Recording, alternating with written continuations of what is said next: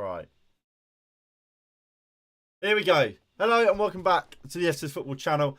And we are now live, definitely, yeah. So, no watch long for today. It's the 3 p.m. kickoffs. Obviously, as everyone knows, the 3 p.m. blackout. We won't be doing the watch long this weekend. However, we will be back for the cup games and next week's match. Just this weekend, unfortunately, we can't. So, midweek. No, we have international break, don't we? When we play Sheffield, we'll be there. We'll be there. But when it comes to this game, this is how Manchester United come in. Well, this is the league table coming into it. That's not how you spell Brentford. Brilliant. Well, that's meant to be Brentford. But as it currently stands, they are 14th. We are 10th. Manchester United, not a great start to the season. Having lost 4 out of opening 7, sorry. Including defeats to Crystal Palace and Brighton. They're the two most concerning defeats. The other 2 defeats were both away to Arsenal and Spurs, which, look, they're 2 of the top 3 teams. I mean, Brighton are in 6th as well. So, like, while our start to the season hasn't been easy, and I think it has been over-exaggerated, it's still not good enough for a team the size of Manchester United and the aspirations we have. And this is a game against the side below us in the table in which we have to kind of capitalise upon. Now, in our last game in the Premier League was, of course, that 1-0 defeat to Crystal Palace. A great goal by Joachim Anderson. I've seen some people say Andre Onana should save it. No, I'm not going to have that debate. You guys can kind of argue that amongst yourselves. But it's another disappointing result to go along with the Brighton one, to go with the Spurs ones, and so on. However, it is the result before that, well, after that I'm most concerned about. Champions League, we lost 3-2 to Galatasaray. Again, that's the wrong score. I tell you what, this preview, I have utterly messed this up. I've got the scores that wrong. I couldn't spell Brentford right. But we lost to Galatasaray 3-2, didn't we? Hello, mate. How are we? So, and against Galatasaray, look, yes, there's some. If we add some context, you look at the Casemiro red card. It helped, obviously, all the injuries. It helps to paint a prettier picture. However, the more you can't kind of. What would be the word? You can't excuse the defeat. It was awful. Awful performance. And United simply have to put it right in this game. Tomorrow. Prediction. I'll get to that at the end. We'll do that. We always do that at the end. Once we've kind of covered everything about the match. When it comes to team news, so Brentford, as I said, they sit 14th in the league. Their form wise, they're not doing great. They're not losing loads of games, but they're definitely not winning games either. And the last 5 games, drawn 3, lost 2. And they've got big players injured. United have an extensive injury list, as do Brentford. De Silva, Baptiste, Rico Henry, Ben Mee, Shade, and Mikkel Damsgaard all miss the game today for Brentford. And look, they're key players. De Silva. Sorry, not De Silva. Rico Henry, he's their first choice left back. Ben Mee, could argue, is their first choice centre back. Shade and Damsgaard, very, very good and quality players for Brentford. And of course, again, they're going to be big misses for. Are they the Bees? Are Brentford the Bees?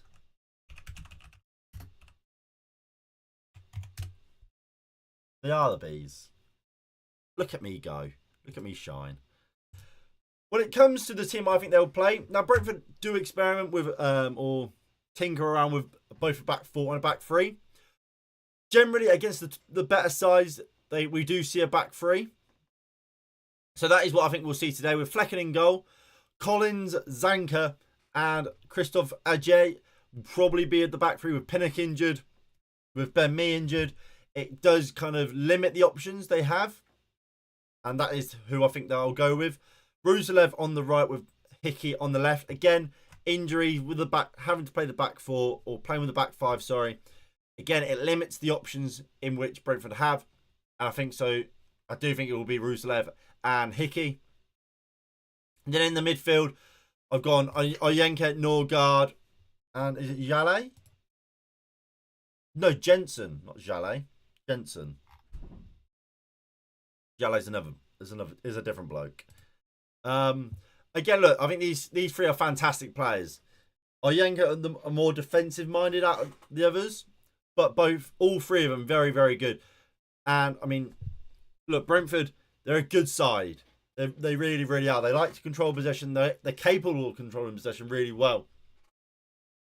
And if United are at their best, that midfield can really run the show for Brentford, and especially against Manchester United's midfield, which hasn't been unbelievable this year. We have to be honest with ourselves. It hasn't been great this year.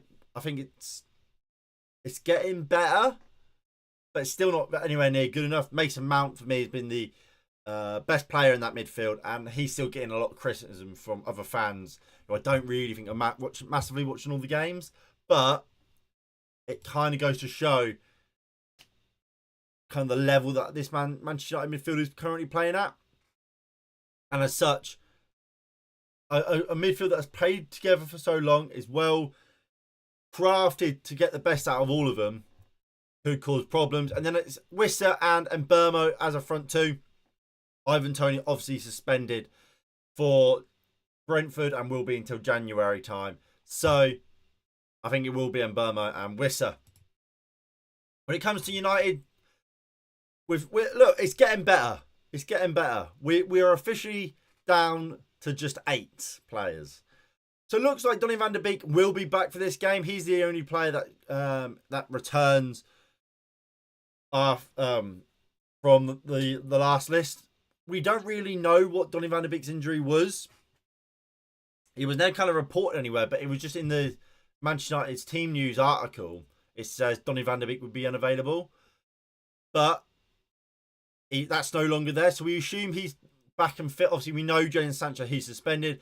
Wan-Bissaka and Luke Shaw, both of those long-term injuries. Malacia and Sergio Reguilon are backup left backs, both out missing as well. Sergio Reguilon, there was questions asked to Erik ten Hag directly on Sergio Reguilon. Is he going to be back? He said not quite yet, but out of all our defenders, he looks most likely to return first. Lisandro Martinez, we know he's got that foot injury. I believe he's already undergone surgery. So he will be a while. We won't see him back until probably New Year as well, which is a shame because he is arguably our best centre back, and he's certainly, if he's not our best centre back, he's certainly Rafa Varane's best partner. So he's a big miss. Kobe Mainoo, he has been training with the first team squad. He's not near to being back. Again, maybe a couple of weeks away. But it's great to see him returning to full squad training. And we know about Amad Diallo not being available. Man United still got a chance to qualify from the... I think we will. I still think Man United will come second in our Champions League group. It's still in our hands, more or less. I've got some snacks so I can be here for the whole time. Come on, lad. Come on. I mean... You've got her at the best time. We're going into the predicted 11s. Now, before we do, please do hit that like button below and subscribe if you are new and you haven't already. That would be greatly appreciated. And share the look ahead. Share it around. So, what team do I think Erik ten Hag will go with today? I think he names an unchanged lineup from Galatasaray. Now, he could throw Anthony in there. And that is kind of my only kind of questions. Will he throw Anthony back in there straight away? I'm not sure. I think he likes Hannibal Mabry. I think he's shown that by starting him in some big games. So I wouldn't be surprised if we saw Hannibal Mabry play. But should it be Anthony on that right-hand side, then I think Bruno will move central. I don't see him dropping Rashford, who has been getting a lot of criticism recently, and rightly so. He's not been good enough, but I don't see him dropping out.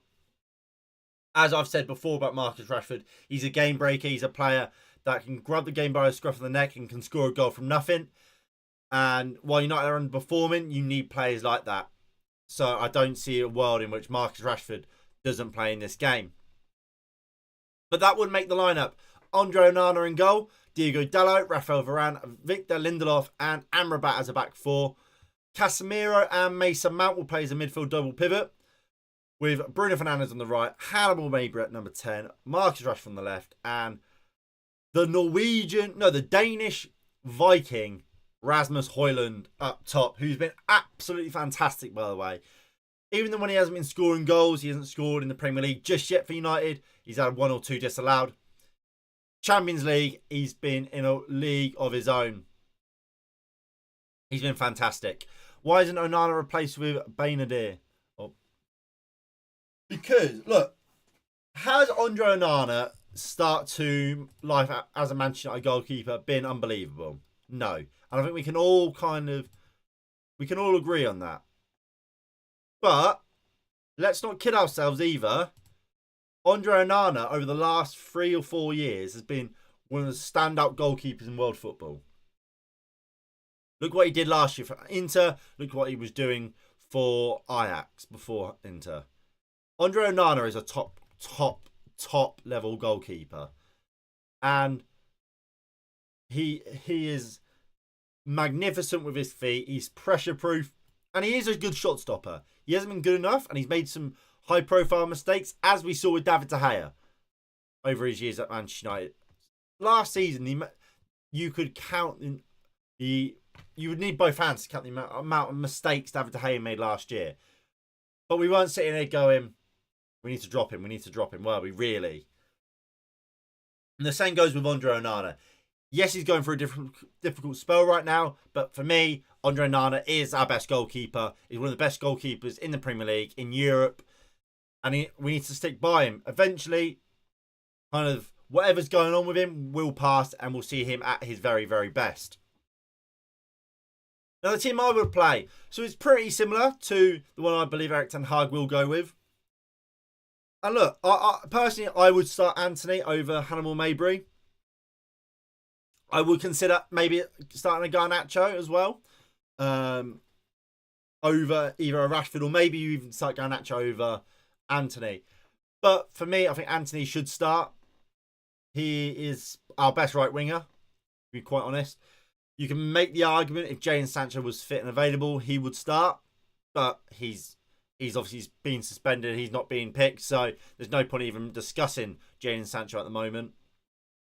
So it is either Anthony, it's either Palestri. You could argue Garnacho, but Garnacho pretty much primarily plays on the left, or Hannibal Mabry. I think Bruno Fernandes is such an important player to us, and I don't like him really on the wing. I think he's a number 10. I think that's where he's best. And I want to see him through the middle. So for me, that rules out the possibility of Hannibal Mabry playing. And then it leaves, as I say, Anthony, Palestri, or Garnacho. And out of the 3, I would just go with Anthony. I think Anthony's a better all-round player. And I feel like we have missed Anthony since he's been gone. That work effort on that right-hand side is important to Manchester United. So I think him coming back will be a big plus. Marcus Rashford, look, he's not been great this season, but Erik ten Hag is sticking by him. He said soon he will come to light, and let's hope he does. And obviously, as I said, Rasmus Højlund starts up top. I would consider starting Anthony Martial on the left. I like Martial. Why is it Andre Onana? Tell me it is true. De Gea is coming back. David De Gea is not coming back, and rightfully so. He should not. David De Gea should not be coming back to Manchester United. We are moving past him. When will Onana stop making mistakes? Look, if I crystal ball, I'll tell you. Obviously, no one knows, but what we do know is Andre Onana is a top goalkeeper. He's a top goalkeeper. Yes, he's making mistakes right now, but he is a top goalkeeper, and the mistakes will dry up. hopefully, clean sheet today, and we can push on. Now, the kind of the big change in my lineup is the centre half next to Rafael Varane. Why are people saying that he's coming? No, he's not coming back. David De Gea is not coming back, and rightfully so. De Gea, last season, as I said, De Gea made so many mistakes. Just to go through some. Sevilla. There was 2 mistakes against Sevilla.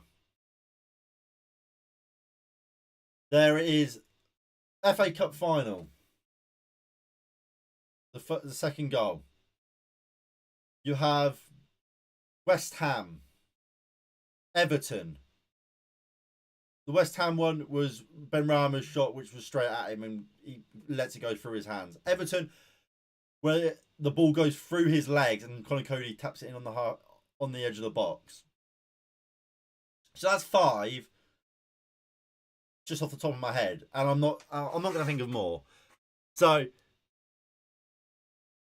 De Gea is not better than Onana for how Manchester United are looking to play. You can argue if you want that he's a better shot stopper.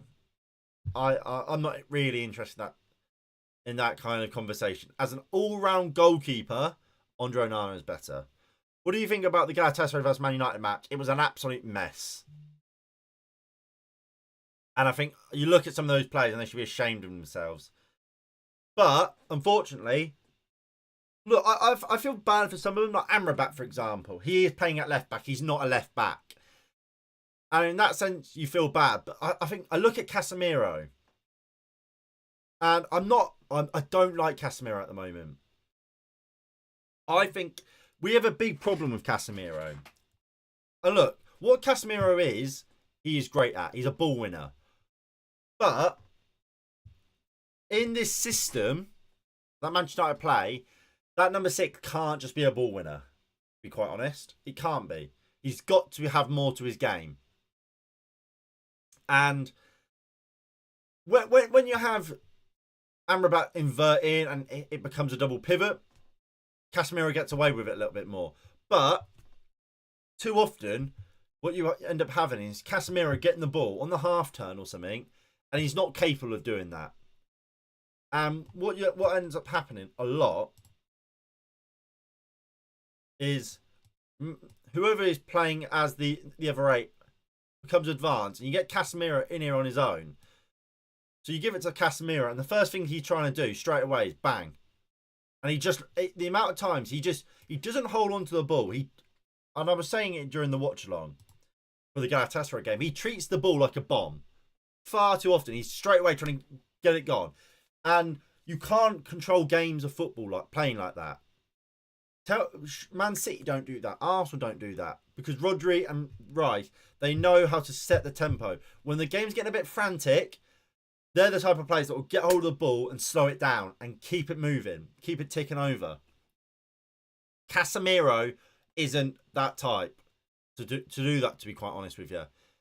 He's just as likely to join in with the frantic state that the game is and start going long every time. And when you start doing that, that's when you lose control of games. And that's why Man City, Arsenal don't really lose control, whereas Manchester United seem to lose it when anything slightly goes wrong. No one's leaving Manchester United. No one's leaving Manchester United. Unfortunately, we wish the Glazers were going, but it doesn't look like that anytime soon. But because I've got a kind of I'm off out soon. So as I said, there is no watch song, but we're doing predictions. Like we said, Brentford are a good side. Despite the fact I can't spell Brentford there clearly, Brentford are good, and they're not going to be an easy game. But I do believe United are going to win. I'm always confident that Manchester United will win, and that doesn't change today. What is the score going to be, though? Well, clean sheets haven't been great to come by, but I don't think this Brentford team, as an attacking presence, are great, and defensively they've not been good enough this year, Brentford. So I do think United will keep a clean sheet, and I think Look, I often go with 2-0, 3-0 wins. But I'm very confident in it today. I'm going 2-0 Manchester United. That's what I'm going to go with. Let me know in the live chat or down in the comments down below if you're watching this as a normal video what your predictions are. And like I said, there isn't a watch long for today's game, which is for tomorrow's game, which is a shame, but it is what it is. But yeah, I hope you all have enjoyed. If you did, hit that like button below. Subscribe if you are new and you haven't already. Get that ticker in the top corner going up and up and up. And I'll see you all in the next one in a bit. Peace.